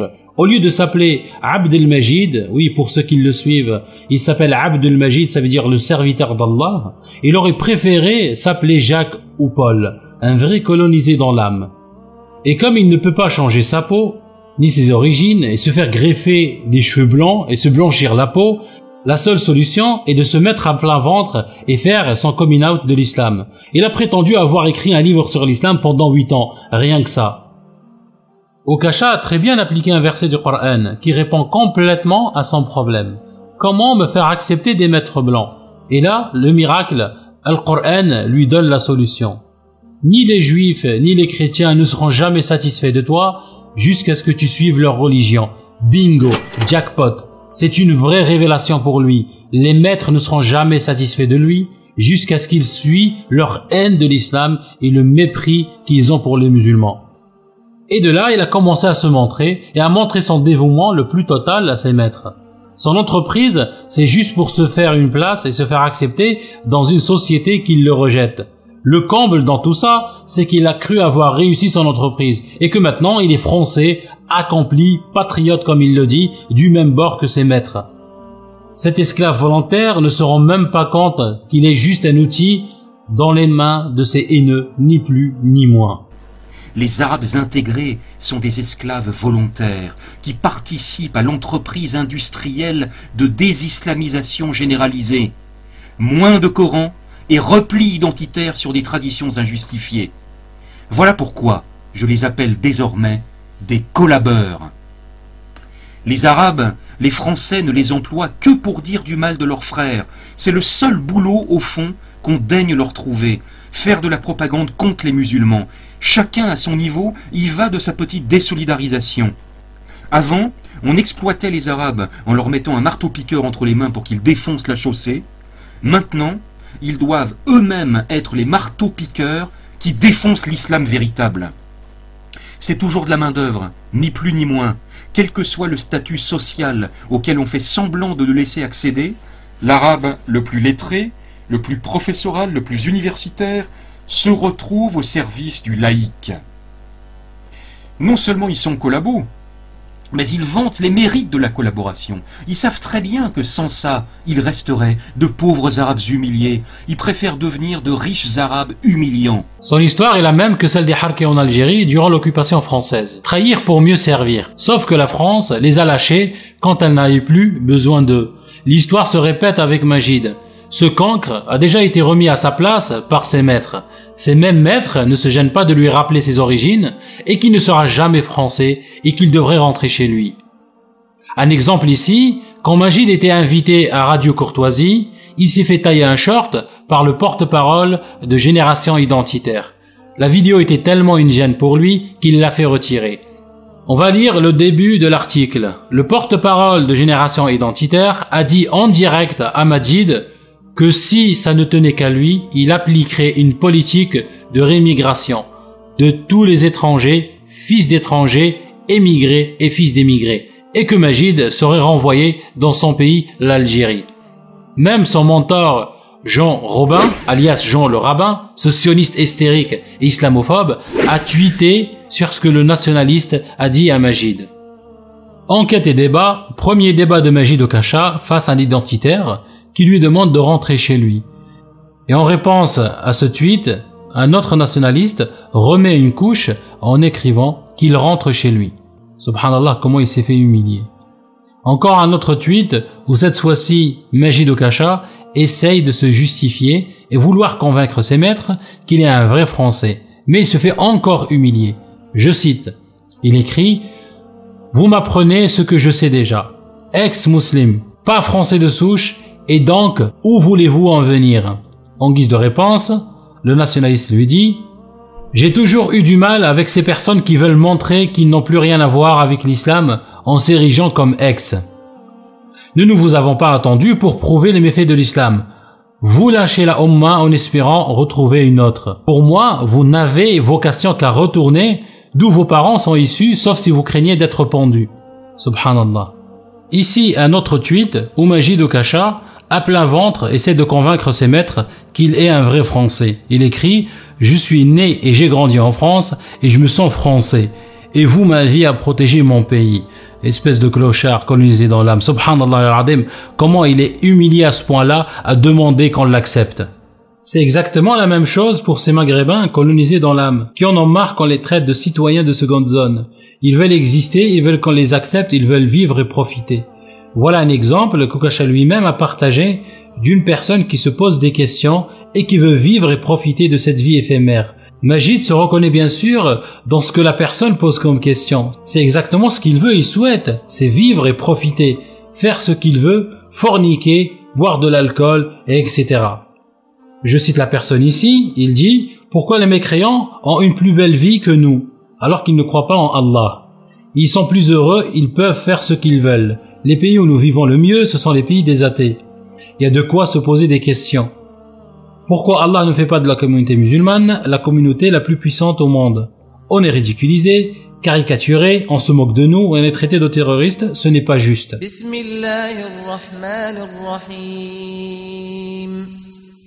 الذين يستحبون الحياة الدنيا على الآخرة ويصدون عن سبيل الله ويبغونها عوجا أولئك في ضلال بعيد. Alors, au lieu que ses origines ne soient un handicap et une honte, Majid Oukhacha va l'utiliser comme arme. Et comme il est conscient que dans la tête de ces maîtres complètement stupides, maghrébins, arabes égale musulmans, il va jouer sur cette ligne en se présentant comme ex-musulman qui, en péril de sa vie, dénonce l'islamisme de la France avec son patriotisme français.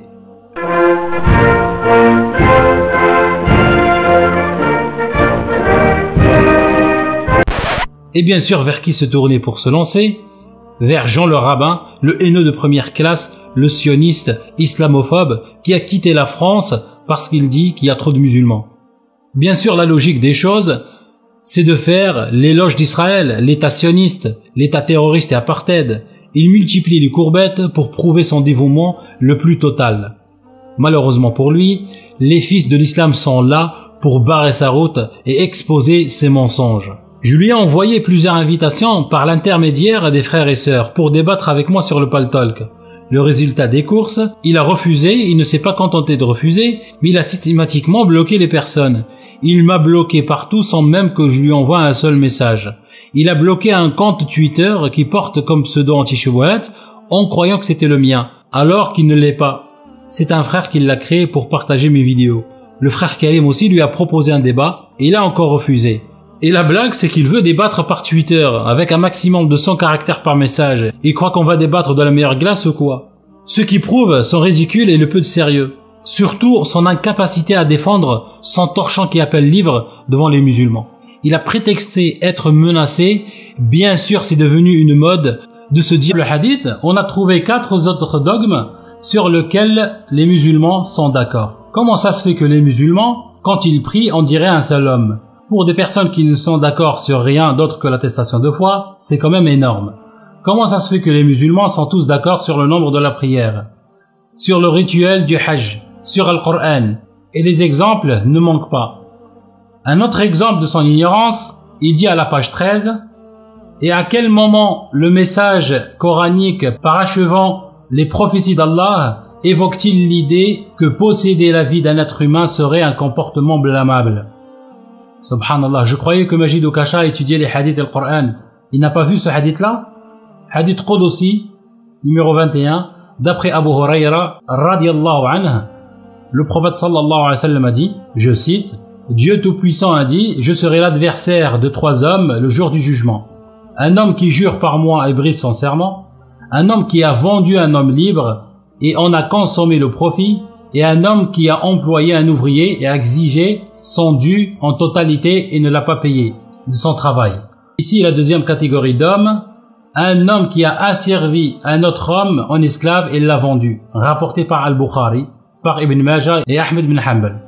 Il dit encore dans la même page, je cite, « Je n'ai jamais trouvé nulle part, écoutez bien, je n'ai jamais trouvé nulle part, ni dans le Coran, ni dans les hadiths sahih, une seule parole au sein de laquelle Allah ou son prophète Mohammed jugerait que l'esclave ait le droit de s'affranchir de son maître. » Subhanallah, il n'avait pas dit qu'il avait étudié le Coran, alors pourquoi il n'a pas lu ce verset-là dans Surat An-Nur, qui s'appelle La Lumière. Bismillahirrahmanirrahim. وليستعفف الذين لا يجدون نكاحا حتى يغنيهم الله من فضله والذين يبتغون الكتاب مما ملكت أيمانكم فكاتبوهم إن علمتم فيهم خيرا وآتوهم مما لله الذي آتاكم ولا تكرهوا فتياتكم على البغاء إن أردنا تحصنا لتبتغوا عرض الحياة الدنيا ومن يكرهن فإن الله من بعد إكراههن غفور رحيم. Voyez, subhanallah, son ignorance, surtout que le verset s'appelle Surat An-Nur, ça veut dire la lumière, et pourtant Okasha ne l'a pas vu ce verset. Est-ce que parce que la lumière l'a trop aveuglé, ou simplement il ment à ses lecteurs? Et il sait pertinemment que certains de ses lecteurs et adorateurs ne prennent même pas la peine de vérifier. Et puisque aussi il a étudié les hadiths, il n'a pas lu le livre ou le chapitre dans Sahih al-Bukhari, tome 3, page 406, qui s'appelle le livre de l'affranchissement. Subhanallah, on va lire quelques hadiths ici. Sur l'affranchissement et son mérite. Dans le hadith 2517, il dit, Abu Huraira radiyallahu anhu m'a dit que le prophète sallallahu alayhi wa sallam a dit, quiconque affranchit un esclave musulman, Dieu le sauvera du feu pour chaque membre de l'esclave, un de ses membres. Alors je suis allé rapporter ce hadith à Ali ibn Hussein, qui aussitôt a choisi un esclave dont Abdullah ibn Ja'far lui a offert 10 000 dirhams ou 1000 dirhams et l'a affranchi. Quel est l'esclave dont l'affranchissement est meilleur? Le hadith 2518, Abu Dar dit, j'interrogeai le prophète sallallahu alayhi wa sallam en lui disant, quelle est la meilleure œuvre? Croire en Dieu et combattre pour sa cause, répondit-il. Quel est l'esclave dont l'affranchissement est meilleur? Celui dont le prix est le plus élevé et qui est cher aux yeux de ses maîtres, etc. jusqu'à la fin du hadith. À la page 410, le hadith 2527, je cite, Abu Huraira radiyallahu anhu rapporta que le prophète sallallahu alayhi wa sallam dit, celui qui affranchit une part d'un esclave doit le libérer en entier à partir de son propre bien, s'il en possède. Sinon, on procède à une évaluation du prix pour ensuite laisser l'esclave travailler pour avoir sa liberté, sans toutefois l'accabler d'une tâche pénible. Alors Majid, soit il n'a pas étudié l'islam, le Coran et les hadiths comme il prétend avoir fait, soit tout simplement c'est un menteur et ignorant. Un autre exemple ici, il écrit à la page 16, « J'estime avoir des raisons légitimes de pouvoir faire des reproches à l'islam, voulu par le Dieu Allah et son prophète Mohammed en le Coran et les hadiths. Tellement cette religion semble être un puits sans fond à la loi juridique nuisible pour les libertés individuelles élémentaires auxquelles je tiens le plus personnellement. Il poursuit en disant « L'idiot utile qui pense réellement et sincèrement que l'islam en lequel il ne croit pas serait compatible avec les bases fondamentales de la Déclaration universelle des droits de l'homme de 1948 ou les idéaux motivant l'esprit des principales lois de la France d'aujourd'hui ne connaît hélas que trop peu de choses sur le Dieu du Coran et la vie du prophète Mohammed. » Il poursuit « Le véritable islam qui plaît à ce genre d'individus ne repose d'ailleurs en général ni sur des démonstrations, versets coraniques à l'appui, ni sur des statistiques, des chiffres ou des faits historiques, ni même sur des textes de loi du pays, du monde, dirigés par des pouvoirs politico-judiciaires chariacratiques, et encore moins sur des citations du prophète Mohammed issues de la sunna authentique. Alors ici, Ukasha excelle dans le mensonge et l'ignorance. On va faire un comparatif. On va regarder les droits de l'homme dans le Coran pour commencer. بسم الله الرحمن الرحيم لا إكراه في الدين قد تبين الرشد من الغي فمن يكفر بالطاغوت ويؤمن بالله فقد استمسك بالعروة الوثقى لا انفصام لها والله سميع عليم أعوذ بالله من الشيطان الرجيم بسم الله الرحمن الرحيم ولو شاء ربك لآمن من في الأرض كلهم جميعا أفأنت تكره الناس حتى يكونوا مؤمنين أعوذ بالله من الشيطان الرجيم بسم الله الرحمن الرحيم نحن أعلم بما يقولون وما أنت عليهم بجبار فذكر بالقرآن من يخاف وعيد. On va regarder les hadiths. Le prophète sallallahu alayhi wa sallam dit « Ô homme, certes votre Seigneur est un et votre aïeux est un. L'arabe n'a pas de mérite sur le non-arabe, ni celui-ci sur l'arabe. Le blanc n'a pas de mérite sur le noir, ni celui-ci sur le blanc, sauf par la piété. » Musnad l'imam Ahmed, hadith numéro 23537. On va regarder la Déclaration des droits de l'homme de 1948, premier article. Tous les êtres humains naissent libres et égaux en dignité et en droit. Ils sont doués de raison et de conscience et doivent agir les uns envers les autres dans un esprit de fraternité. La Déclaration des droits de l'homme islamique date du 6e siècle. Et quelques siècles plus tard, il y a eu les droits de l'homme en Occident. C'est bien beau tout ça, mais est-ce que c'est applicable sur le terrain? On va voir, on va commencer par l'islam. Dans le livre de Gustave Le Bon, La civilisation des Arabes, tome 1, à partir de la page 120, je cite, « Lorsque nous étudierons les conquêtes des Arabes et tâcherons de mettre en relief les causes qui ont déterminé leur succès, nous verrons que la force ne fut pour rien dans la propagation du Coran, car les Arabes laissèrent toujours les vaincus libres de conserver leur religion. Si des peuples chrétiens se convertirent à la religion de leurs vainqueurs et finirent par adopter leur langue, ce fut surtout parce que ces nouveaux conquérants se montrèrent plus équitables pour eux que ne l'avaient été leurs anciens maîtres, et parce que leur religion était d'une plus grande simplicité que celle qu'on leur avait enseignée jusqu'alors. S'il est un fait bien prouvé par l'histoire, c'est qu'une religion ne s'impose jamais par la force. Lorsque les Arabes d'Espagne ont été vaincus par les chrétiens, ils ont préféré se laisser tuer et expulser jusqu'au dernier plutôt que de changer de culte. Sur la tolérance des Mohammedans, pour les Juifs et les chrétiens, nous avons vu par les passages du Coran cités plus haut que Mohammed montre une tolérance excessive et bien rare chez les fondateurs de religion pour les cultes qui avaient précédé le sien. Le judaïsme et le christianisme